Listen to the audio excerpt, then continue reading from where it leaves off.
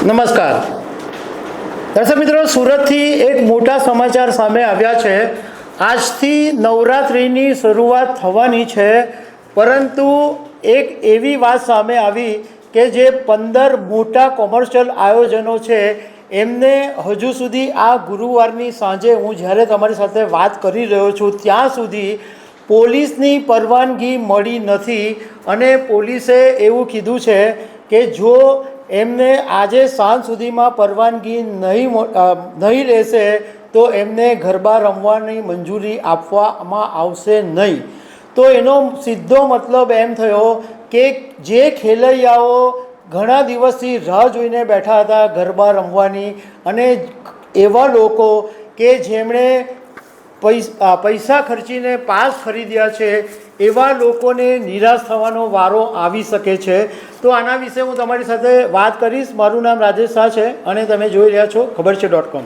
દર્શક મિત્રો, સુરતની અંદર લગભગ 3000 જેટલા શેરી ખુલ્લા પાર્ટી પ્લોટ અને સોસાયટીઓમાં ગરબા થવાના છે, અને એ સિવાય જે 15 મોટા કોમર્શિયલ આયોજનો થવાના છે, જે એસી ડોમ ને એ બધામાં આયોજન થઈ રહ્યા છે, એમાં એક ચોંકાવનારી વાત અત્યારે એ સામે આવી કે આ આયોજકોએ અત્યાર સુધી પોલીસની જે જરૂરી પરવાનગી લેવાની હોય એ લીધી નથી।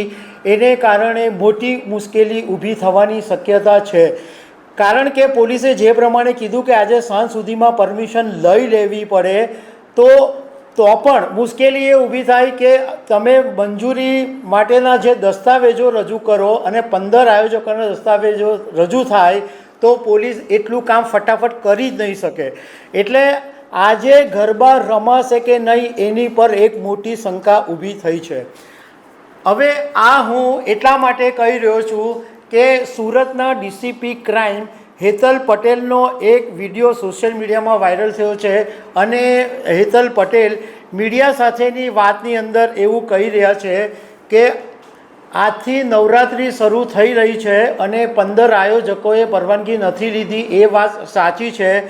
એમણે એમ કીધું કે એક વીકથી ભારે વરસાદનો બધા જ સામનો કરી રહ્યા છે, નાના લોકો બી કરી રહ્યા છે અને મોટા આયોજકો પણ વરસાદનો સામનો કરી રહ્યા છે, અને એમના જે ઇન્ફ્રાસ્ટ્રક્ચર છે, એમના જે પાર્કિંગની સુવિધા છે એ બધું રેડી થઈ રહ્યું છે। એટલે જે પોલીસ પાસે જે સ્ટ્રક્ચર સ્ટેબિલિટી રિપોર્ટ, ઇલેક્ટ્રિસિટીઝને લગતા દસ્તાવેજો, ફાયર એનઓસી, પાર્કિંગની સુવિધા, એન્ટ્રી એક્ઝિટ અને પોલીસ ક્લિયરન્સ સબમિટ કરવાના હોય છે, જે હજુ સુધી સબમિટ કરવામાં આવ્યા નથી। અને પોલીસે એમ પણ કીધું કે કેટલાક આયોજકોએ એવું મન બનાવી લીધું છે કે એમનો જે ગ્રાઉન્ડ છે એની અંદર હજુ પાણી છે, એટલે 2 દિવસ પછી એ લોકો ગરબા શરૂ કરવાના છે। 2 વખત ગરબા આયોજકોની સાથે મિટિંગ થઈ ચૂકી છે, અને પોલીસ કમિશનરની સાથે મિટિંગ થઈ અને પોલીસ કમિશનરે આયોજકોને બધી જ વાત પૂરેપૂરી સમજાવી હતી। ડૂઝ એન્ડ ડોન્ટ્સ બધી જ બાબતો પોલીસ કમિશનર અનુપમ ગેહલોતે સમજાવેલી, પરંતુ આયોજકોએ હજુ સુધી જે જરૂરી દસ્તાવેજો છે એ સબમિટ નથી કર્યા। અને ડીસીપી ક્રાઇમ હેતલ પટેલે સ્પષ્ટ કીધું છે કે જેમના દસ્તાવેજો સબમિટ નહીં થશે એ નવરાત્રિ કરી શકશે નહીં। આ મેં વાત કરી, અને હવે તમે હેતલ પટેલનો જે વિડીયો છે એ સાંભળો। હા, એ વાત સાચી છે કે આજથી નવરાત્રિ પર્વ શરૂ થઈ રહ્યું છે। પોલીસની તૈયારી એ સાથે થઈ ગયેલી છે, પરંતુ છેલ્લા 1 વીકથી આપણને ખ્યાલ છે કે સુરતની અંદર ખૂબ ભારે વરસાદનો સામનો બધા જ કરી રહ્યા છે। એની સાથે સાથે મોટા નવરાત્રિના આયોજક પણ કરી રહ્યા છે, એટલે જ્યાં સુધી એમના સ્ટ્રક્ચર રેડી ના થાય ત્યાં સુધી એમની સ્ટ્રક્ચર સ્ટેબિલિટી સર્ટિફિકેટ, એમના ઇલેક્ટ્રિફિકેશનના કન્સર્ન ડોક્યુમેન્ટ્સ અને ફાયર એનઓસી, એની સાથે સાથે એમની પાર્કિંગની સુવિધાઓ તૈયાર થાય, એમના એન્ટ્રી એક્ઝિટ રેડી હોય, અને પોલીસ ક્લિયરન્સ જેમ જેમ અહીંયા સબમિટ થશે એ પ્રમાણે સાંજ સુધીમાં ક્લિયર થશે કે કોને પરમિશન મળશે, કોને નહીં મળે। અત્યાર સુધી કોઈને મળી છે ખરી? ના, અત્યારે કોમર્શિયલ જે નવરાત્રિ કહેવાય એમાં કોઈને અત્યારે આપી નથી. એવા કેટલા આયોજકો છે? 15. 15 છે. એક પણ નથી આવ્યું? ના. તો હવે તો થોડાક જ ગણતરીના કલાકો છે. જો તે લોકો તમારી પાસેથી ના લે 7 વાગ્યા સુધીમાં, તો તમે શું એક્શન લેશો? જે પણ એવા આયોજક છે કે જેમને પોતાને એવું લાગે છે કે હજુ પાણી એમના ગ્રાઉન્ડમાં સુકાયા નથી અથવા પાર્કિંગની ફેસિલિટી હજુ એ લોકો રેડી નથી કરી શક્યા, તો એમણે જાતે એવું ડિક્લેર કર્યું છે કે અમે આજથી નહીં 2 દિવસ પછી નવરાત્રિનું આયોજન શરૂ કરીશું. તો એમની પણ પોતાની પૂર્વ તૈયારીઓ અને માનસિક તૈયારીઓ છે. એ જ રીતે અમારા માટે પણ એવી રીતે છે કે આયોજકો સાથે ઓલરેડી 2 વખતે મિટિંગ થઈ ચૂકી છે.